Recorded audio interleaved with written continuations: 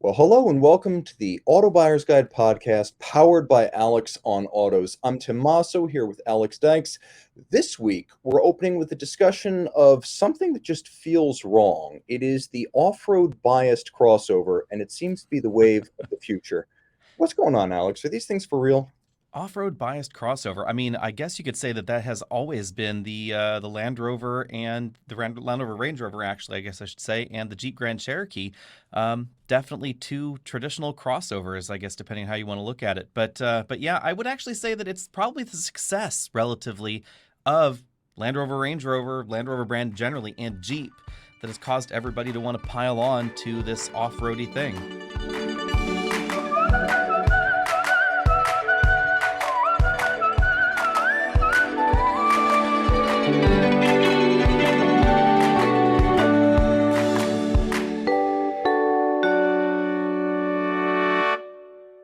Now, Jeep I see, Land Rover I see, but when I went to the New York Auto Show this year, I couldn't get over all of the off-roadified, like strict car-based crossovers I saw. Kia Telluride X Pro, Nissan Pathfinder Rock Creek. We're talking a body kit, half an inch of lift kit, and maybe a traction mode for loose surfaces. Yep, Where did this true. come from?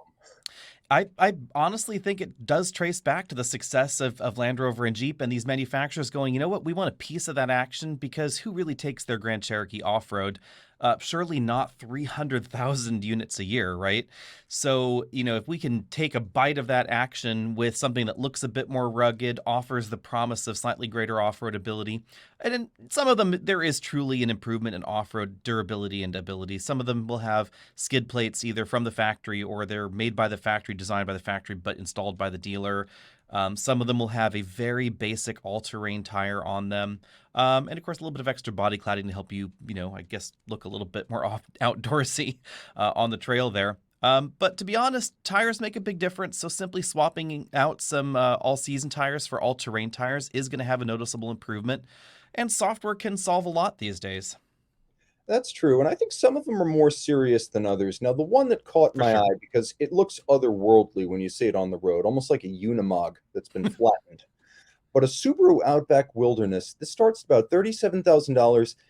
The number that stands out is 9.5 inches. That's the ground clearance, and that's for real. Yeah, that's a lot of ground clearance in the Outback Wilderness, although there are a few things to consider. The first thing, of course, would be that the Outback Wilderness needs the ground clearance because it has a long wheelbase. I mean, it is basically a legacy station wagon that has been jacked way, way, way up.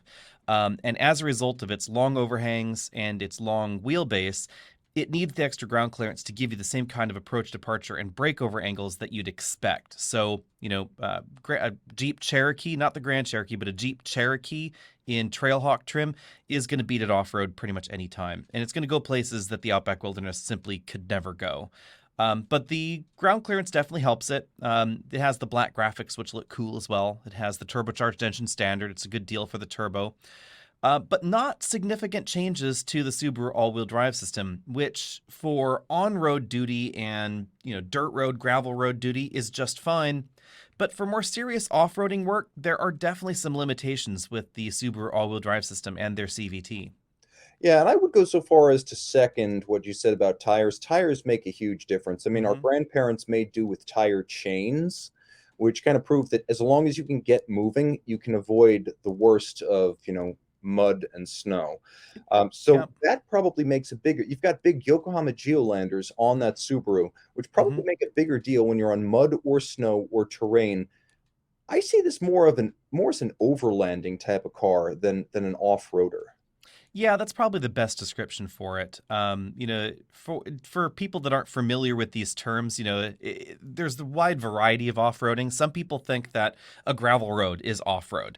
Other people would take that up to the next step of, driving across grass, perhaps. And then there are obstacles that Broncos and Wranglers are designed for where you're trying to climb up rocks, etc., in your Jeep and Moab, that sort of thing. So there's lots of levels of off-roading and off-roading ability, and various kinds of systems, mechanical, electronic, or otherwise, that are going to be required for taking you to that next level. But just simple tires are an important part of this deal. For instance, I have some cheesy, I can't even remember the name of the brand. It's a knockoff of the KO2 tire. It's like a cheap knockoff of a KO2 on my Jeep, and it has 3 open differentials. Everything is shot. All the Verilog units are toast in this Grand Cherokee. And it will go places you just could not go in a new Grand Cherokee with all-season tires, simply because of the tire choice. And it is remarkable how much difference those tires make. But by the time you get to that kind of an off-road tire, they're terrible on-road.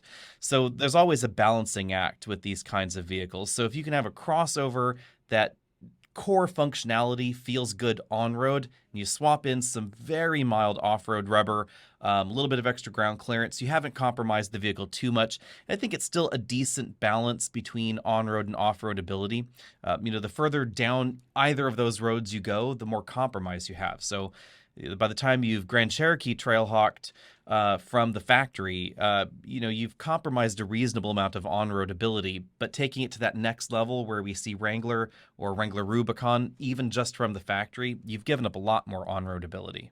Yeah, without a doubt, there's no comparing the Cherokee Trailhawk to any of these. I mean, I would Hmm. compare most of these new vehicles to like Audi's S line trim, where you're getting Yeah, wheels, tires, some body kits, and very little else.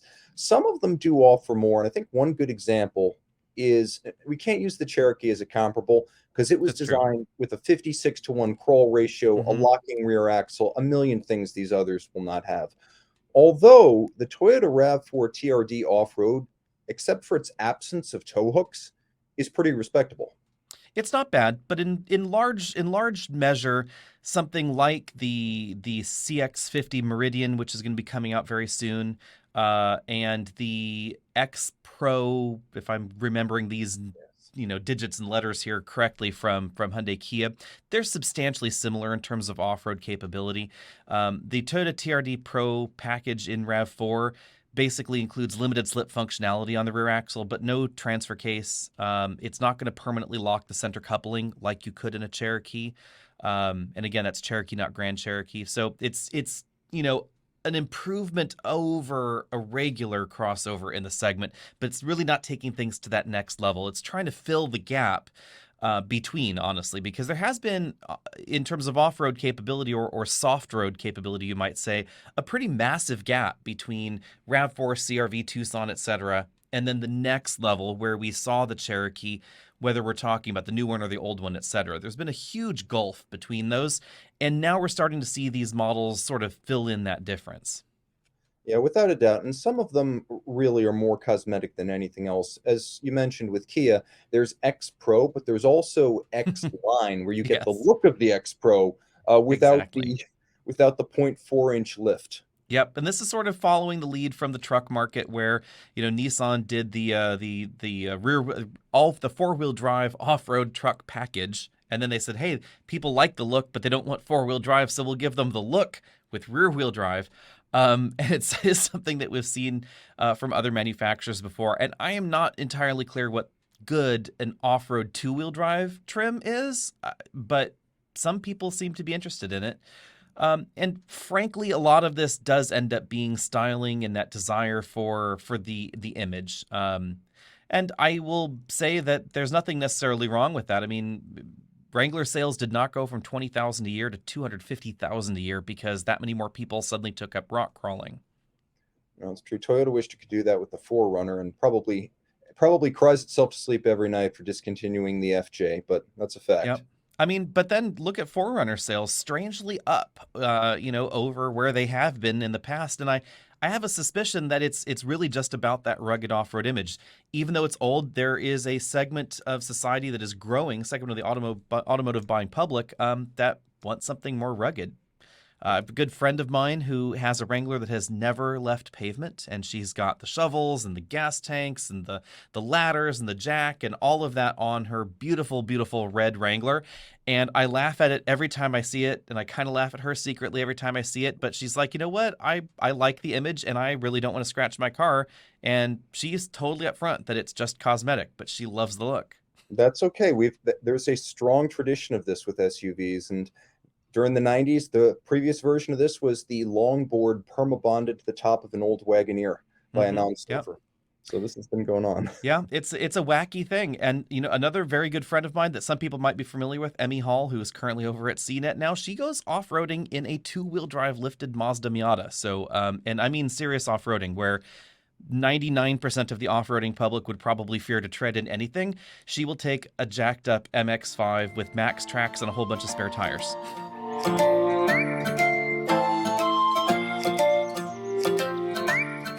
Now there is one vehicle, and by the way, she's my hero. But there is there is one vehicle in this segment that stands out as much as the Cherokee does because it's as different in its way as the Cherokee is, and that's the new Subaru Solterra, which has given us a legitimate 8.3 inches of ground clearance, X mode traction, a reasonable orientation, if not toward off-roading, towards soft-roading.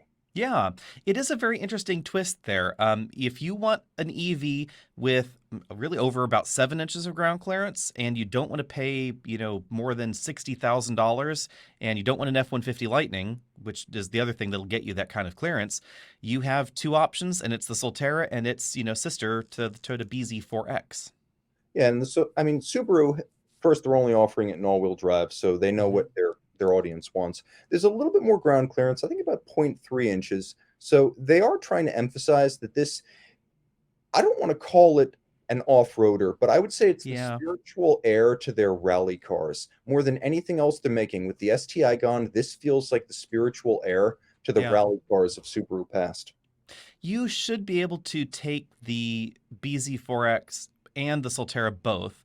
The variance in actual ground clearance appears to be metric conversion between the Japanese market and the American market, according to Toyota, because they were kind of surprised that the numbers were different. And they said, we thought they were the same. So take that for, whatever it's worth. But either of those, according to Subaru, who was the one that developed the all-wheel drive system programming, should be able to basically go anywhere with the same tires that a Forester or Outback, regardless of version, will go. With the slight exception that depending on exactly the traction situation, the BZ4X and Solterra may actually be able to send more torque to the rear axle than those other alternatives, which I was surprised by because the total torque figures aren't massive in either of those vehicles. But with the latest Subaru all-wheel drive system, they're actually being pretty protective of the clutch pack, so they're never really going to send 100% of engine power to the rear axle. Even when the front wheels are slipping, it's going to be a more moderated amount, generally about 60 or 70%, it appears. And so I'm going to recap probably the most important point made in this segment, which is that if you want to go on rougher roads or slushier roads or muddier roads with any vehicle, tires are number one. And I'm going to throw in one other thing, defeatable traction control. Those are the two keys. True. Or at the very least, a traction control system that works with you rather than against you. And that is one of the big innovations I would say that Subaru has done a really good job with is their traction control programming. And so when you take a look at, say, a CRV is probably a really good example. If you have a CRV out on a rougher trail where there's some undulation, some moguls maybe, where there's one tire up in the air, that sort of thing, it will have a hard time sending power across the axle because it's going to try and limit engine power. It's going to try and reduce wheel speed all over the place, rather than realizing that maybe you're in a situation where all we want to do is just try and have all the wheels turn at the same rate. And Subaru is going to be much more willing to adapt to that setup with their X mode programming. That's really all that it does. It just tells the car, hey, this person wants reduced traction control, and they want the traction control to function more like a limited slip differential than a Killjoy, I guess you could say. And then Jeep has that taken to the next level where they do have, limited slip mechanical and locking mechanical axles available up in their lineup. And then their software is definitely programmed to mimic those as far as how the vehicle is going to progress on a trail. So, one wheel kicked up in the air, two wheels kicked up in the air on either side.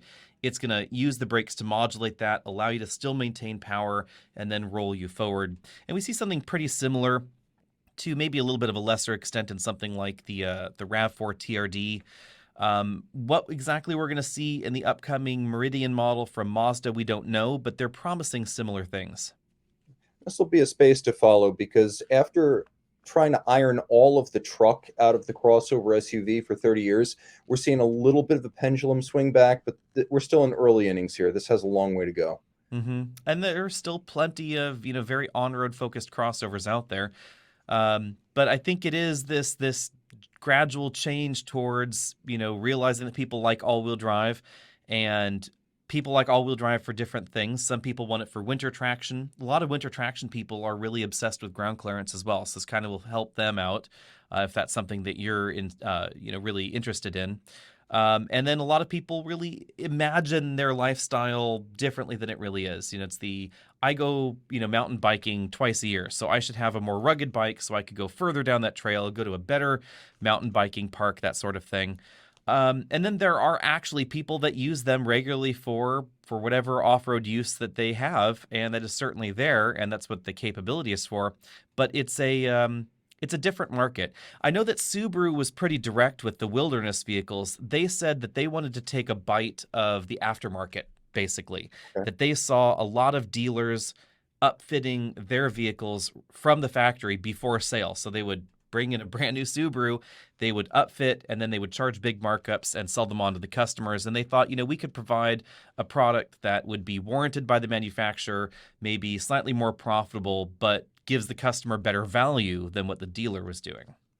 Yeah, we've definitely seen that, and that's a fact, and they've been open about that. Also, coming out of the pandemic, where increasingly people are trying to take their activities outside, trying to get away from population centers, spending a little bit more time, with few friends or family, Bureau of Land Management type areas, national parks, remote reaches. That's one of the other elements propelling this. Hmm. Now, if you can imagine a Mustang Mach-E becalmed in about 4 feet of mud, that would be an example of the opposite of what we just discussed, but a great metaphor for our next topic, which is the disaster porn of every EV maker that is not Tesla or Lucid right now.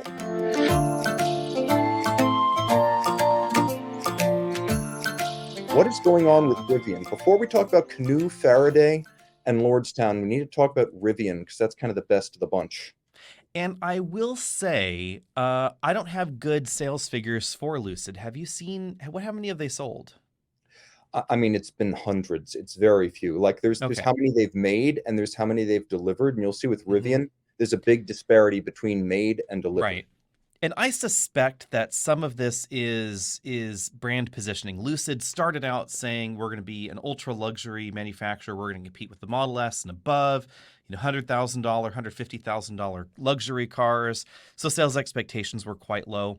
Rivian had this promise of being, more of the everyday man's vehicle, albeit some of that was probably misplaced, I think, from the audience because the prices were pretty high even prior to the massive hike in Rivian pricing. They were already well above any other midsize truck in America. So for the theoretical base price of the Rivian pre-price update, you could already have bought two Toyota Tacomas, easily well-equipped Tacomas for that price. So bearing that in mind, I'm intrigued because Rivian seems to have a really solid footing. Everything that I have seen and read, and the people that I know that work at Rivian, etc., they have a very solid engineering lead here versus some of the other car companies that are, really startups here. So, I mean, they have an actual manufacturing facility that Mitsubishi used to run. Ostensibly, it used to make hundreds of thousands of vehicles. So, the infrastructure is there for that from a low level infrastructure level. They have a lot of R&D talent, a lot of Apple hires, a lot of Tesla hires as well. So people that are experienced in tech, people that are experienced in car building, and a reasonable number of traditional automotive talent as well. So they didn't just go down the Tesla rabbit hole where we're going to try and reinvent everything. They pulled a lot of traditional automotive talent in internally in terms of their design. And the design of the Rivian does seem to be very solid, from the battery pack technology to the manufacturing to the relative conservative nature of how they've chosen to design their charging systems and cooling systems and all that. They just seem to have a real inability to build them, and their sort of supply line constraints definitely seem to be a problem. They're also quite late, and I'm not entirely clear what has evolved over the last 2 years, but we should say that Rivian theoretically should have been shipping for 2 complete years by the time we're talking right now. And that's obviously, hasn't happened. They blamed the pandemic for part of it. maybe that gives them a little bit of a pass, but I'm not sure it gives them a 24-month pass. Yeah, there's been a lot. I mean, we can talk about all the things that are right with Rivian, and the big one above everything else is 16 billion in cash or cash equivalents available. Hmm. So that puts them in a completely different category than the other ones I mentioned. Exactly. But things that have gone wrong, again, like you said, they are very late with the deliveries. They are pegging back their estimates this year. They're saying they're still going to deliver 25,000 despite delivering only about 1,200 to this point. Yep. And they had to peg that number, 25,000, back from about 40 to 50,000. So it is a step back. There are also questions ultimately about their ability to deliver on their contract with Amazon. Now, Amazon's an 18% stakeholder, so I think they're going to get second chances. But Amazon is also working with other suppliers now to look at its next generation van supply. So Rivian doesn't have a monopoly on this revenue source, and it does have to get itself together. It burned through a lot of goodwill with the March price increase, which saw the average price of the truck raised from about 76,000 to roughly 92, 93,000. Although it later walked back that upcharge for people who are existing holders. They've only added about 10,000 new pre-orders since that time. And while they're Hmm. thinking that is good, I'm not so sure. Yeah. Yeah, I guess the question will be eventual volume. Once we can actually get this thing out on the road in person and see it, maybe they'll actually be able to get more orders and people can actually buy it. I don't know if it's a problem that they've only had 10,000 orders so far. They had a ton of pre-orders and a ton of cash in the bank because of the size of their pre-order bank and the cost of it. And honestly, you order one now, you're not going to get it for a really long time anyway. So why bother pre-ordering it is, I would assume, what a lot of customers are saying, potential customers. I also worry long term that Lightning is going to have a massive impact on Rivian sales. Why would you get the $90,000 Rivian when you could buy a much less expensive Lightning and it would be a full size truck? That is a tough road there. And at the moment, we do not see any significant tech advantages for the Rivian. If it had been on time, I think this would be a different conversation because we would have said, well, it's only 400 volts. Sure, it charges, just about as fast as the Lightning, but it was first. It was 2 years ahead. It's more off-roady. It's got the four-motor setup, etc. Got the cool, mid-sized truck size category, which does appear to be actually growing pretty rapidly in the U.S. right now again. But as it is now, I think a tougher sell. And you're absolutely right that their pre-orders are very strong. They've only booked 10,000 more since the price increase, but they have 90,000 overall. So they're in much Hmm. better shape in terms of And they've actual. and they've got a decent amount of cash at the bank from those pre-orders because it wasn't a cheap pre-order. No, I think if you're Rivian, you are, though, worried about the Lightning. And first, it's because Ford's delivering them. Second, Hmm. it's because the truck landed. And despite the unibody and the midsize platform, somehow Ford came out ahead of Rivian on efficiency, which I think probably shocked them when they saw what that was That's able to do. true. Yeah, and the Rivian is somewhere between worlds with its sort of quasi-hybrid structure. The funky thing that I think some pickup truck buyers are going to be a little iffy on is that the frame is not completely isolated from the body. It's like if there is going to be a world between unibody and frame, it's Rivian because they're bolted together. There doesn't appear to be welded together, but the body and the cab are one body piece bolted onto the sort of Rivian-y skateboard thing. Which is how it's going to work in the SUV as well, and why they were able to easily, use the same basic parts for both. But it does pose some challenges rather, because it doesn't have the classic truck ability for the body and cab to flex independently of one another, which provides durability with heavier loads and higher payloads and towing over time, etc. So exactly how that's really going to sort out, we have to really wait and see. And Ford's been at the towing and payload game longer, so for real truck things, I would still bet on Ford over the Rivian.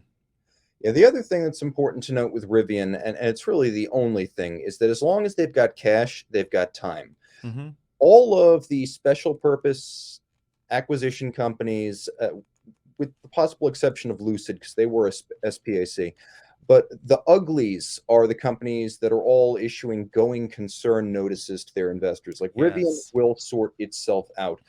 Canoe, which is the Arkansas-based startup that was building something best described as a suppository-shaped transportation pod, has. Oh, you laugh, but I just nailed it I right mean, there. that's pretty true. I mean, I'm not going to argue that one. I'm sorry. They're actually trying to convince their investors that they can make it with about 100 million cash on hand. They are burning through cash and they have Yeah. very little access to capital markets from here.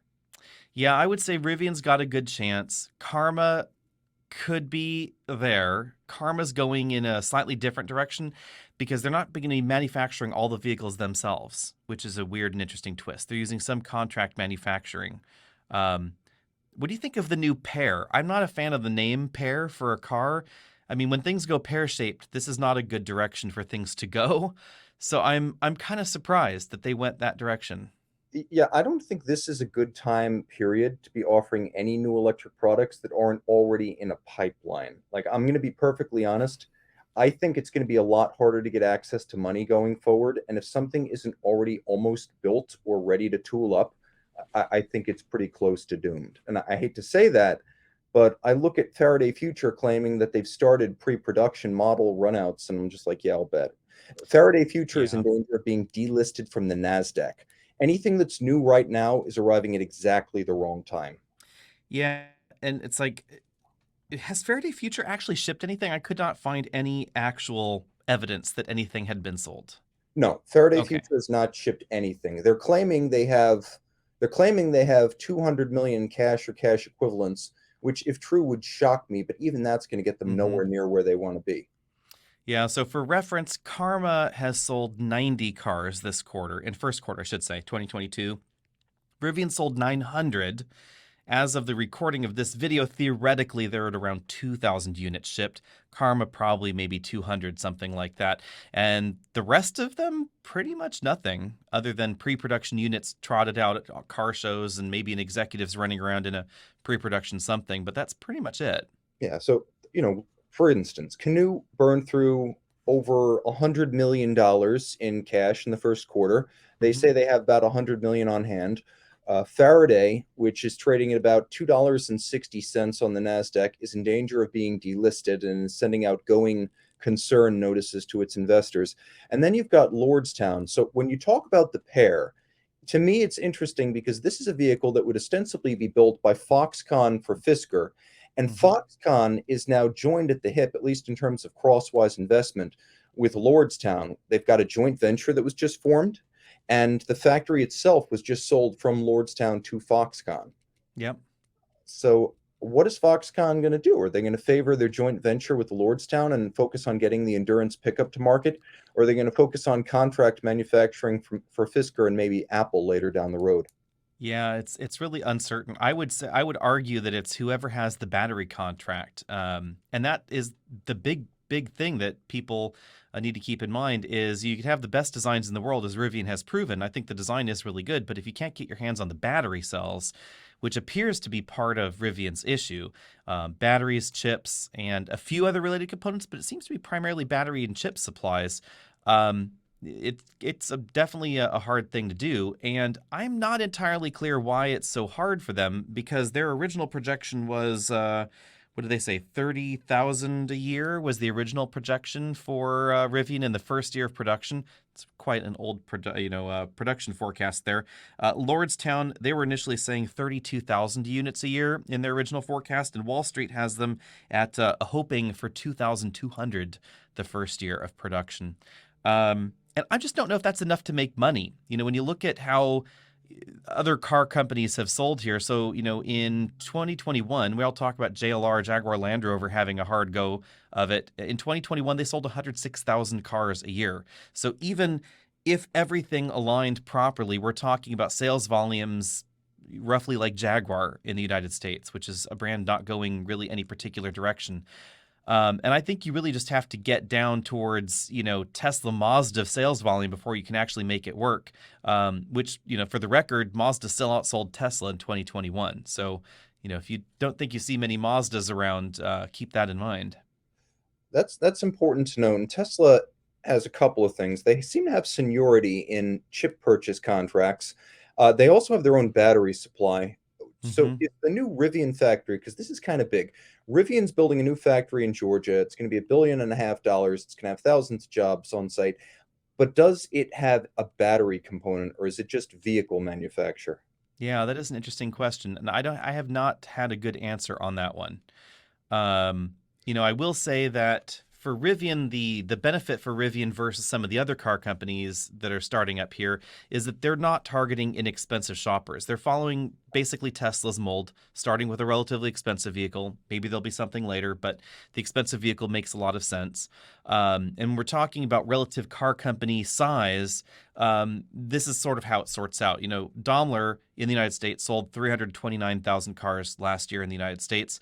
Tesla, 301,000 cars. Mazda right in the middle at 328,000. But the financial situation at Daimler and the ability for them to invest in their product is much greater than Mazda because they have a huge, huge profit on every vehicle they sell because the price is high.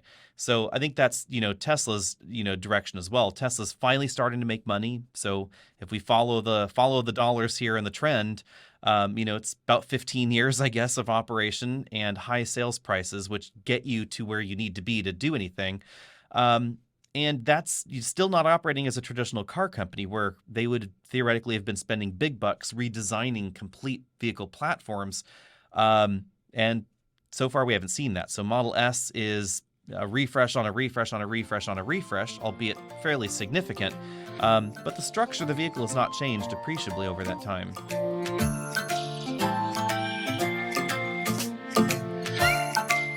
Now, that's important to note. It is very expensive to develop a vehicle. Mm-hmm. And that's one of the reasons I'm so skeptical about Lordstown. Whereas 2,500 I vehicles agree. made in the first quarter might be okay for Rivian with their Amazon investment, their cash on hand, their new factory coming, And a $90,000 truck. also important. Lordstown, not only are they jumping into the most competitive segment in the market in full-size trucks, Mm-hmm. but let's just run up a scorecard of what's happened recently. So Foxconn bought their factory for about $230 million. They also got a reimbursement of expenses from Foxconn for basically money spent inside the factory. There were some additional loans that brought them to about 307 million sunk into Lordstown. And then there was another joint venture that was created where Foxconn put in $100 million, of which 45 million was a loan. And I'm just not sure that these little drips and drops of 10 million here, 50 million there are going to get them through the roughly 100 to 200 million they're going to burn each quarter Mm-hmm. trying to bring this truck to market. And again, the Ford is shipping now. Yep, exactly. And I mean, there's a big half-ton truck market in the U.S. And, admittedly, all the order books are full for Lightning. So if there is truly a demand, say, of 200,000 EV truck units this calendar year, and Ford can only fill 70,000 or 80,000 of them this year, then there is still a huge deficit and a huge demand that could be filled by one of these other car companies if they could do it. The question is, can they do it in time? And if Ford ramps up production as their intent is, by the end of 2023, they will have a run rate of 150,000 Lightnings a year. Not 150,000 units produced in 2023. It's simply that, by the time December rolls around, they'll be building, 15,000 something a month, whatever that number ends up being to get you to 150,000 units a year. And we don't know whether or not how demand and supply will align there. Let's put it that way. We do know, however, that there's a ton of demand for Mach-E, and even their current production is simply not keeping up. So if there continues to be the appetite for that, there's room. Even if it's not your first choice, it's just the available choice, there could be people that will do that. The harder question ends up being what happens in a world where the demand starts, leveling off and supply levels off as well, but, generally meets demand. In that world, it's going to be much harder to shift metal. Well, it's going to be there's probably going to be a slackening of demand, but I would also say it's a much tougher segment if you can't launch in the next few months, because sooner or later you're going to be facing trucks from Chevy. You're going to Mm-hmm. be facing the Tesla Cybertruck in the market. Ford will be more advanced in its production of the Lightning. There may be new variants we haven't predicted yet. There will be more players in the electric truck space. Rivian will be at scale. Like, it will be a Mm-hmm. much more crowded market with potentially less overall demand by Yeah. the time Lordstown gets this endurance to market. And that's before we even talk about questionable engineering decisions like hub motors or whether this thing's even going to stand shoulder to shoulder with those other trucks. It's also not the prettiest truck. Let's be frank. Yeah, It's a little homely. no, you're absolutely right about that. I mean, it's But not as eye gougingly ugly as Cybertruck, which No. honestly I don't know if we will ever see. But it is not attractive to my eye. I honestly would not be surprised if Ram has a plug-in hybrid, at least a plug-in hybrid Ram, before we see a Cybertruck actually on sale. Because Ooh, we do know that the plug-in hybrid Ram is coming, and that's kind of an interesting side twist in this segment, is that Ram is going after the pragmatic middle rather than the EV edge case, I guess you'd say. They've said, there'll be an electric Ram at some point, don't worry. But what we are going to be pledging sooner is a plug-in hybrid Ram.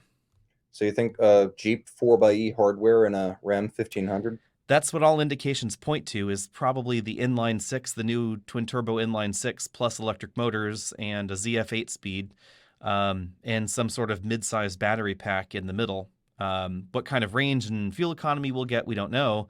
But that actually could be a much more logical play for Ram, because with the same number of battery cells, you could produce 2-3 times the number of trucks. And you'd be getting pretty significant CAFE benefits for your increased fuel economy. You'd be getting ZEV credits in California, depending on the range, etc.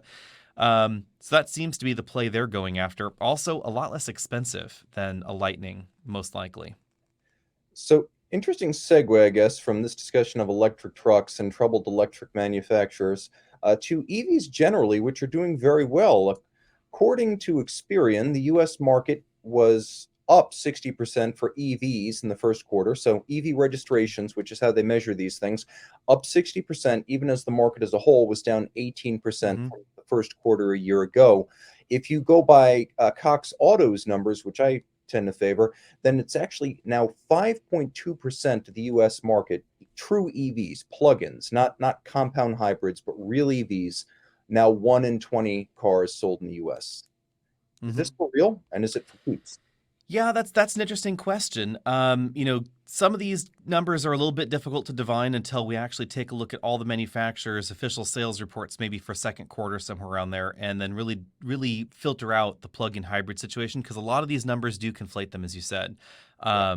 And it's difficult to actually get a firm hold on that number until we see the DOE numbers, either the California Department of Energy or the Federal Department of Energy, and what they choose to put out, because they do separate those numbers as far as registrations go. But we are seeing a massive increase in some manufacturer sales. For instance, like Tesla sold only 300,000 cars last year. First quarter this year, they already sold 110,000 cars in the United States. So that's a pretty significant increase. And if they can continue at that pace, that'll be, a 33% jump just for that one brand.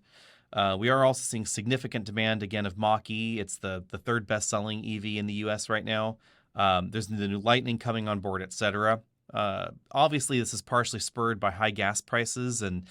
mandates here and there. But if gas prices continue high, I could definitely see this being, an increasing trend. The other interesting thing is that some manufacturers definitely appear to be prioritizing some chip supply towards EVs rather than their regular gasoline vehicles, possibly because of the desire to chase those mandated goalposts. Um, it's difficult to really say because the chips are not interchangeable. So it's not like, we have a chip shortage. I'll take these chips and throw them in an EV, because they're not necessarily the same chips.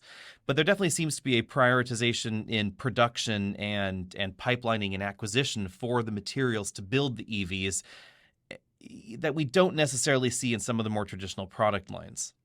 Without a doubt, I think part of it is mandates. Part of it's also, I think, interest due to high gas prices. Mm-hmm. Part of it is also probably down to these vehicles generally being priced at premium Mm-hmm. levels, like above the mainstream of these makers' lineups. Also To a break desirable customer base. True. When we take a look at the demographic, this is always really an interesting thing for me. When you take a look at the demographic that General Motors will share on the average Bolt customer, and when you talk to Porsche about the Taycan customer, which is fantastically expensive, the Taycan has an average transaction price higher than Panamera. It's just about 911 territory for them, so over $150,000 a unit, well over.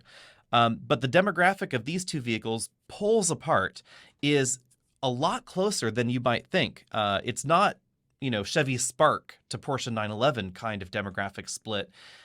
These are all largely dual income people, single family home owners, multiple car households, generally with older kids, which is an interesting twist. So these are not empty nesters yet, but they're not using it as family mobile. And generally, they could afford either of these opposites. The people that are out there buying a Chevy Bolt logically could probably afford a $90,000 EV based on their demographic profile. They're choosing to spend less. And that is a really interesting twist when you take a look at EV shoppers across the board. We do not yet see penetration in large numbers to people that are apartment dwellers or in some other form of shared housing or high-rise townhomes, high-rise condos, things like that. That is a market that's going to take a lot longer, I think. Oh, without a doubt, that's as great a challenge to EV manufacturers as the lack of hydrogen infrastructure is to hydrogen car builders generally. I think it Hmm. is the biggest challenge. The apartment dweller, the folks who are in remote rural regions or in densely packed cities. Yeah, it's kind of an odd twist that either side of that is tricky, but we can have this donut of suburbia where the EV will definitely work. And there's logically a lot of suburbia still to consume because the vast majority of cars are sold to suburbanites. People are less likely to own a car if you live downtown. You're less likely to own multiple cars if you live downtown. And most of America lives in suburbia. There's actually quite little of America's population that lives in true rural America. It's a declining number year on year. So it's definitely that suburban focus where their inroads can be made, and there are significant room to make those inroads. Now, in terms of numbers, I think it's important to break this down for our viewers. The vast majority of EVs sold in the first quarter here in the US were still Teslas. They sold Hmm. 113,882. Kia sold about 8,400. Ford sold about 7,400. And Hyundai, which is often twinned with Kia, sold 6,900. And you can see how, even as Tesla volumes grow, Tesla is losing EV market Yeah. share. They're both happening at once. And before you get excited about the Tesla numbers, I asked Kia about that, and they wink wink admitted that they had packed the port prior to the release of the EV6 in the US. So they had several months of ships just unloading EV6s onto the dock. So that way, the moment it was on sale, they could have a big number the first month. So they said, don't expect fabulous months. It'll be sort of a dull roar, and it will climb gradually as they can increase production. Fair enough.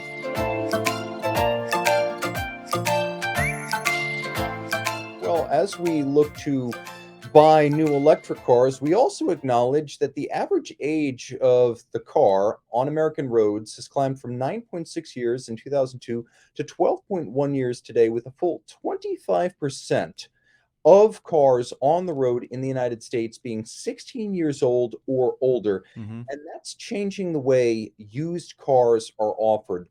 We now have, just recently debuting, a Honda True Used program that will take cars up to 10 years old with no mileage limit, run them through a CPO checklist, and then sell them as Honda True Used with a 100-day, 5,000-mile warranty. And remember, Yep. used car prices are up 40% this year. Is this the future of CPO?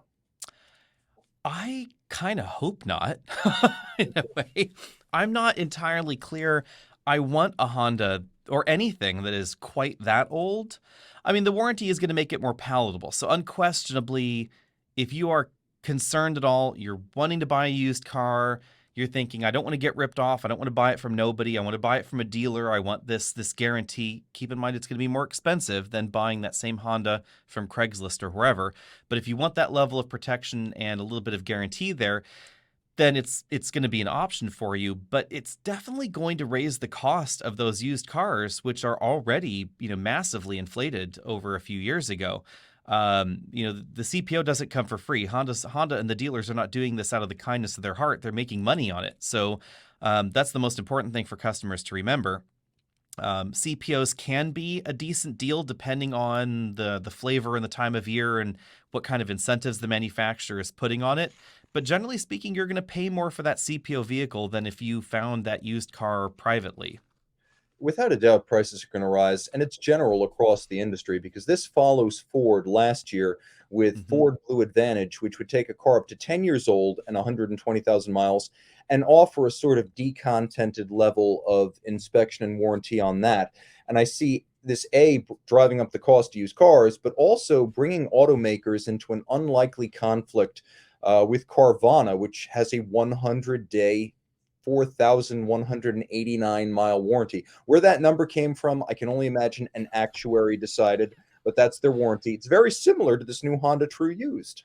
Yes, and I think that's definitely what some manufacturers have been looking at. I know that Honda's doing it, but a lot of other car companies had sort of talked privately about, maybe this is something they're looking into. How can we get in on this with our dealers on board because, the car manufacturer can't invest in it directly due to some franchise laws in the US. But it is definitely something that has been looked into. Although Carvana is not doing as well now as one might hope that they could be doing. They're laying off a large number of employees and they're bleeding cash everywhere. But it is an interesting, brave new world there on the used car front. I can see that a car company like Honda or Toyota could get away with it. I am really intrigued to see how Ford, if they will ever share numbers with their program, how Ford has done on that. The reality is that new cars over the last 10 years are much less likely to have problems at 100,000 miles than they were decades ago. But there is certainly a brand perception that the Honda is going to be more reliable than the Toyota, regardless of the fact that numbers don't always bear that out depending on the model. But I am intrigued to see if Ford, if their volume really is in a place to justify that, and if the actuaries were right on the risk involved in this kind of program as well. Now, from a consumer standpoint, I remember when Tesla had the best pre-owned program in the industry, and now I would argue they have one of the worst. They're the only company that'll sell you a crashed car repaired through some sort of a CPO. Hmm. Where we're going from Honda with their previous CPO was, up to 5 years old and no more than 80,000 miles in terms of actual age on the car. This is a much less sound vehicle for the long term. You've got barely more than a 90-day warranty. It's like consumer electronics. I would like to see in the long term how they price these things, but it is a Yeah. big step down. Now, Acura is going to be doing the same thing. They're going to give you a bit more, 6 months Hmm. and 7,500 miles, but it's not, paradigm change compared to the Honda.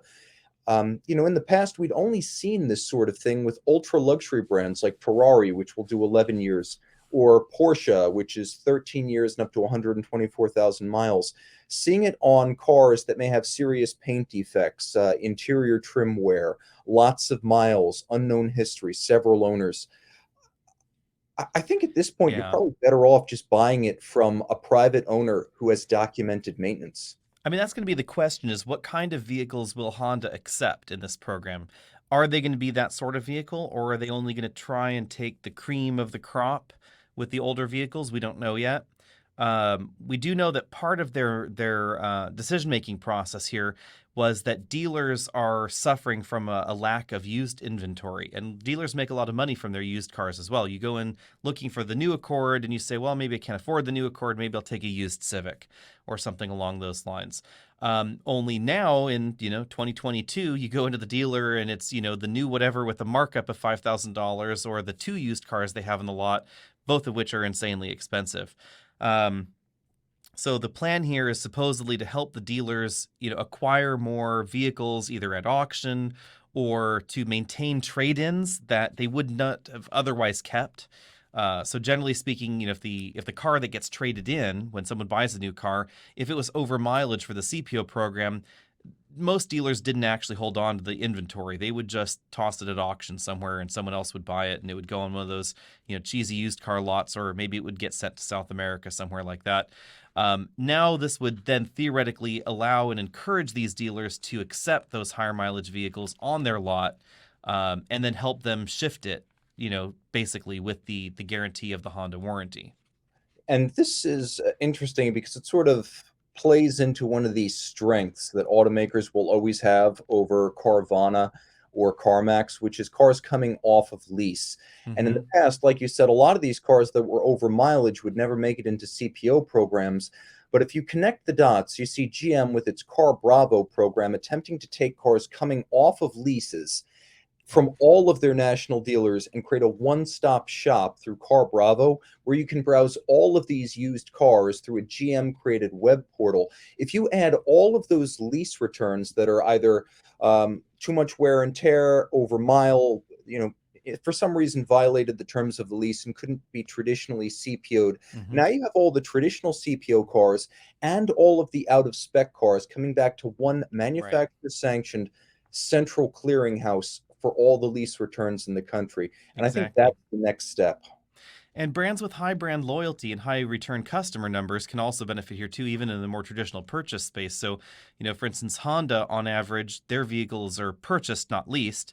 So the more expensive and the more luxury oriented the company, the higher the volume of leases are. By the time you're up to at Mercedes E-Class territory or S-Class territory, it's 75, 80, 90% even on some models that are leased. But down in the Hondas and Toyotas and Fords of the world, it generally is less than 50% that are leased. So there they're chasing the customer that maybe they buy a car every 7 years to 8 years, and now that customer said, well, I'm going to hang on to my car to 10 years. So now you can see these numbers stretching out. So there is going to be a certain number of customers that are original owner shoppers rather, that are then coming back for their next new Honda, and they're brand loyal. So I liked my last one, I'm going to get another one. And that gives that dealer the ability to cling on to that car in a market space where otherwise Carvana or someone else could have picked it up from them. But then there is that, the difficulty in dealing with Carvana and Vroom. Some of that uncertainty there. Are you going to get a good deal? We don't know. We know that the dealer's probably going to haggle more on your used car, and maybe they're not going to give you as good of a dealer, but it's right there at the same time. And if you're going to buy a new car, then Carvana and Vroom don't end up being quite as good of an option sometimes, because scheduling the vehicle pickup and the delivery of your new vehicle, et cetera, that can be a challenge. And you can just go into the dealer and make it a one-stop shop. So I could see customers being willing to do that, lose a few $100 on the deal for, a 10-year-old car, and it being an advantage to the dealer to have inventory. Now, I think it also raises a question. This is right up your alley as a professional car reviewer with multiple long-term test cars. But does the industry need to look at these now decade or older cars and realize maybe the 20,000 to 40,000 mile long-term test is no longer sufficient? Do we need to buy cars out of CPO and road test them for another 40,000 miles? Does the standard have to change as cars last longer Mhm. and the age of the car on the road continues to increase unabated? Yeah, and that will be the question. Is this increase, temporary? There were some economic reasons previously why the average age of the U.S. car was rising, and now there are supply supply issues. Does not appear to be a true demand issue now. If we could get back to a world where inflation was more stable, car prices were more stable or declined gradually from the average transaction price point, et cetera. Could we get back to an era of declining, car age on the roads in America, or is that never going to happen again? It's a little uncertain, but electrification could point to the age increasing. If electrified cars are going to be more expensive than the ICE cars that they're replacing, that may push these purchases out further for people that may question affordability.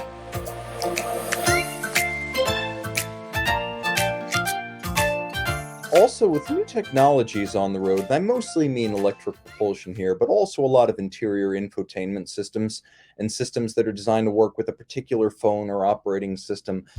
I would love to know 5 or 6 years down the road, or in the case of like a 2012 Tesla Model S, now 10 years down the road, how do these systems age? Because I can pick Hmm. up a car from 1950, and I would know that if I bought a 1950 car and took it to a mechanic in 1960, there'd be nothing in there that couldn't be repaired using the knowledge and tools available. Whereas if you're outside of the battery and hybrid propulsion warranty, the like 8 years, 100,000 miles with an EV from the early 2010s, what's it like operating completely without a net to catch you?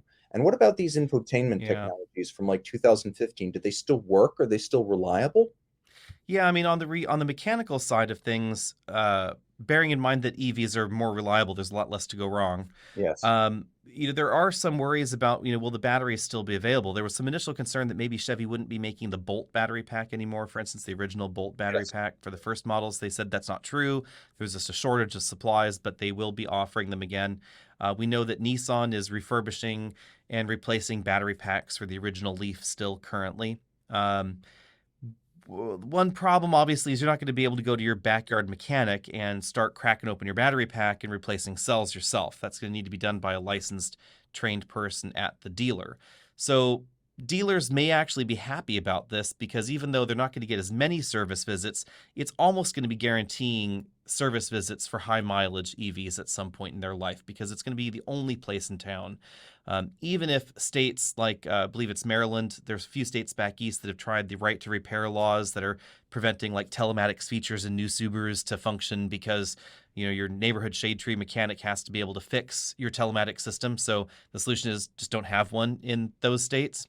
If that ends up being similarly applied to EVs, then that'll be an interesting brave new world where everybody gets to crack open their battery and replace cells. That could lead to a lot of really really unstable batteries out there. But it's always possible that's the world we might be in. There is currently a lot of market for sort of DIY Tesla repairs, I guess you could say, because there are lots of crash Teslas out there that Tesla does not have a monopoly over. So you can buy used Tesla battery packs and used Tesla motors, etc., and do battery pack swaps and motor swaps and things like that into older vehicles. And as a result, there are components out there that you can DIY, whether it's a good idea or not. On the infotainment front, I'm going to be intrigued to see how this goes. I would say vehicles that have cell phone projection integration in them, so CarPlay or Android Auto, they're going to feel consistently fresher than anything else in that world, especially if you're a fan of those kinds of smartphone integration. Good examples would be things like the very first generation of Chrysler's Uconnect that supported smartphone integration, the first Hondas, et cetera, that supported it. I spend very little time actually in the car's native interface, and it honestly doesn't matter to me what it looks like because I never see it.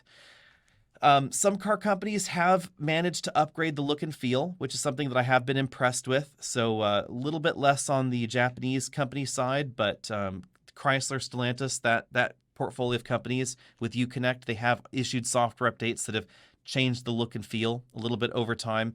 So have Hyundai and Kia with their vehicles. Our Nexo is now 3 years old, and its appearance of its infotainment system is actually the current generation that we find in the Genesis lineup, for instance. So it has the sort of funky moving map display and some background graphics, etc. And it was feeling a little bit dated when they released that update. Now it kind of feels fresher. But there's obviously going to be a limit to where that processor can take that software. It's eventually going to get frozen in time. Thinking back on it, the first car I owned with a big touchscreen was a 2006 Jaguar XJ. It had a nice, just sort of, 7-inch screen, I guess, in the dash. And by the time it was gone, it was definitely old. Very, very, very old looking. But if it had CarPlay, it wouldn't have bugged me. It didn't, though. So I guess a concluding thought then, with cars lasting longer in the conventional sense, that is, engines don't have to be rebuilt at 100,000 miles, automatic transmissions don't have to come apart every 50,000 miles, cars just don't rust anymore unless they've been badly repaired after a crash. But a lot of the technology becomes very questionable, especially when you've got potentially defective critical subsystems like a BMW iDrive or some sort of a screen that represents your instrument binnacle. So will Auto Buyer's Guide put any thought into maybe buying cars that are CPO 4 or 5 years old to see how they hold up long term? Yeah, I mean that's a tricky one because it's a data set of one, and I dislike data sets of one. I'm hoping that some reliability, company out there that does reliability research starts to look into this new CPO world that we're in, because outside of 3 years, most of the reliability metrics just they stop caring about the product. Consumer Reports still collects data on older vehicles, but it's a relatively small number of vehicles, and Consumer Reports is frankly looking at a relatively small number of vehicles. Their pool of vehicles has shrunk considerably over the last 10 years or so. And the last I had heard, their reliability research is based on a pool of about 500,000 cars, period. Someone I'm sure will correct us down there in the comment section if I'm wrong on that number. But it has shrunk. It's about 1/10 of what it was in the 1980s, for instance. So the 1980s, many more people were subscribing. The data sets were larger, lots of good data there on what was going on, and it represented a larger portion of the car buying world and the car driving world. But I mean, in America, 14 million cars rather a year are sold, and they're looking at a data set of 500,000 over decades of ownership. So we're really talking about a very small number of cars. Whole different topic for another day, and maybe an interview subject here is the whole world of reliability. But I would also say that reliability metrics generally tend to be tricky because people do not cast a wide net in reliability research other than J.D. Power, and everybody seems to hate J.D. Power for some reason. But Consumer Reports, they only poll their members, and so it's sort of a self-feeding thing. You're interested in reliability, so you buy Consumer Reports. So you buy the cars that Consumer Reports says are reliable. You report on the cars that Consumer Reports wants to do. So then you subscribe, so then you buy. So you complete the circle here. And you'll notice in the data set of Consumer Reports that it's skewed very heavily towards overtly reliable brands, interestingly. So just because a vehicle is the best seller in the segment does not mean that their data reflects that level of sales volume. For instance, a classic example is their rating on full-size sedans in America right now.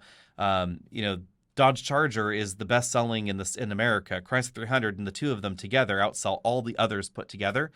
And they rate the Charger as, extremely high in reliability. But when you drill down into the numbers, they're basing that on 1 year in the last decade of data because that's all the car numbers they have. So that 1 year was reliable. They're calling all Chargers reliable. Meanwhile, they're saying it's more reliable than a Toyota Avalon. And I'm not saying that, a Charger is going to burst into flames the moment you roll it off the lot. But is it really more reliable than an Avalon? Probably Yeah, I not. saw that one. That raised my eyebrow too. Alex, how do people find us? Excellent question. Well, you can find us at alexnautos.com, YouTube AlexNautos, EV Buyer's Guide, of course, the Twitters, the Facebooks, all those other social places. And of course, podcasts near you. Time out, Tim out, Alex out. Thanks for logging on. See y'all later.